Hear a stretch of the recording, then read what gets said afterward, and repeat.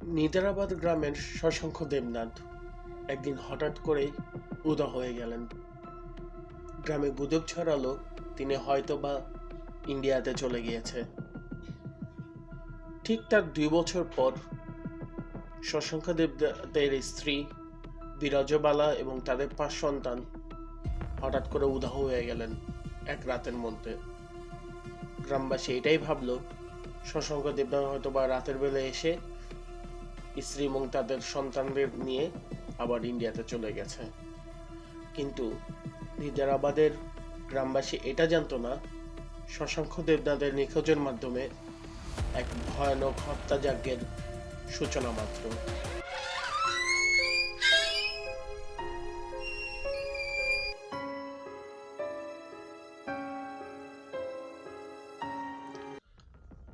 The door of dread নামে একটি series video বানাতে যাচ্ছি, যেখানে রহস্যমূলক ঘটনাগুলো নিয়ে আপনাদের সামনে হাজির হব আমি খন্দকার নওশাদ জামান। তো যাওয়া যাক আজকের মূল ঘটনায়। একটা পরিবারের সকলে যদি হঠাৎ করে উধাও হয়ে যায় তাহলে আপনার চেতনায় কি আসবে? 1987 সালের ঘটনা। ব্রাহ্মণবাড়িয়ার নিজারাবাদ গ্রামের সনাতন ধর্মাবলম্বীর একজন দরিদ্র পরিবারের লোক, সেটা হচ্ছে শশাঙ্ক দেবনাথ, হঠাৎ করেই উধাও হয়ে গেল একটি সকালবেলা। তার কোনো খোঁজ খবর নেই। গ্রামে গুজব ছড়াই গেল তিনি হয়তো বা ইন্ডিয়াতে চলে গেছে। তো ঠিক তার 2 বছর পরেও 1989 সালে শশাঙ্ক দেবনাথের স্ত্রী বিরজবালা এবং তার 5 সন্তান হঠাৎ করে তারাও গায়েব হয়ে গেলেন। সবাই এটাই ভাবতে থাকলো যে শশাঙ্ক দেবনাথ হয়তো বা হচ্ছে রাত্রেবেলা এসে তার সন্তান এবং স্ত্রীকে নিয়ে চলে গেছে।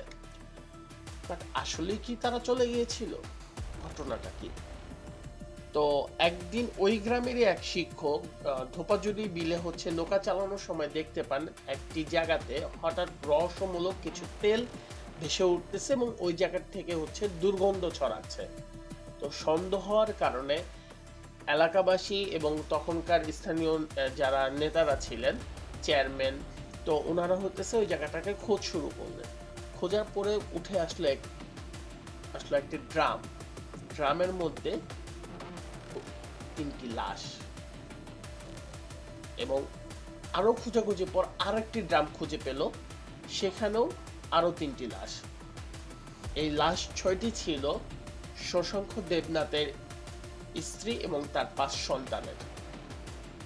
খুনি কতটা ভয়ানক হলে এই 6 জনকে খুন করে ড্রামের মধ্যে চুন এবং লবণ দিয়ে ড্রামগুলা বিলের পানিতে পুঁতে রাখে। তখন পুলিশ তদন্তে বেরিয়ে আসলো শশাঙ্ক দেবনাথের পাশের গ্রামের বাসী তাইজুল ইসলাম সম্পত্তির লোভে পড়ে শশাঙ্ককে 2 বছর আগে অর্থাৎ 1987 সালে অপহরণ করে তাকে মেরে ফেলে ভারতের একটি সীমান্তবর্তী অঞ্চলে পরিত্যক্ত রিফিউজি ক্যাম্পের কুয়াতে ফেলে রেখে আসে, এবং তার ঠিক 2 বছর পরে 1989 সালে বিরজবালা এবং তার 5 সন্তানকে নৃশংসভাবে হত্যা করে এবং গ্রামের ভিতরে ওই চুন লবণ দিয়ে বিলের ভিতর ফালায় পুঁতে রাখে।